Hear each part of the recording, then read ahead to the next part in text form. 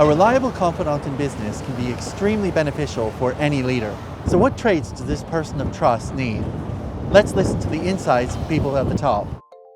Here at Johnson Matthey, I've got one or two other people who aren't actually on my executive team, who are, I would say, close confidants. And so people I really, really trust, really respect, and I've got a very close relationship to them that I feel that they can be, to some extent, my eyes and ears in the organisation, because the danger is the further up they get to the organisation, the lonelier and lonelier place it is. And what do people tell you? Do people tell you what they think you want to hear, or do they actually tell you what is really going on? So having a confidant, having somebody who's actually there, who's going to tell you what is going on, they tell you at the right time, they tell you in the right way, and they're not going to tell you being a complete idiot all the time, hopefully, but they will come and tell you and give you that feedback, which is hugely important. I started with my business partner. I could not have started on my own. Lots of businesses start with partners.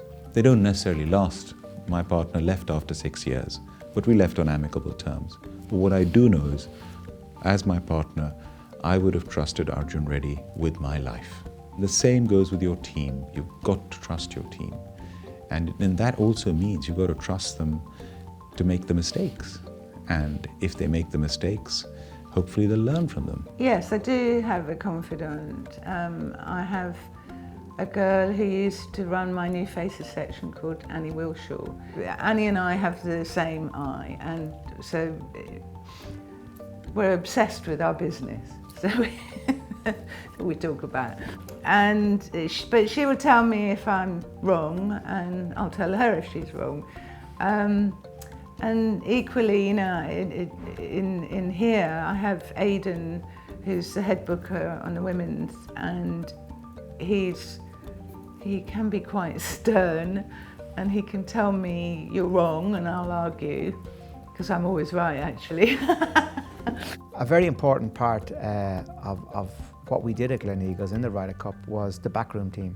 The vice captains were chosen by me very carefully because I needed to know that they could fully understand and read the game properly.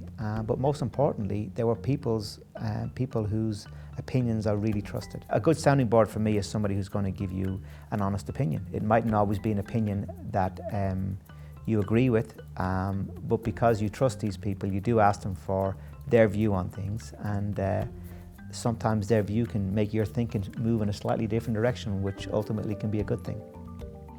You need confidants more than you realize because they're your eyes and ears. You trust them with your professional life. Respect them and treat them well, even when you disagree with them.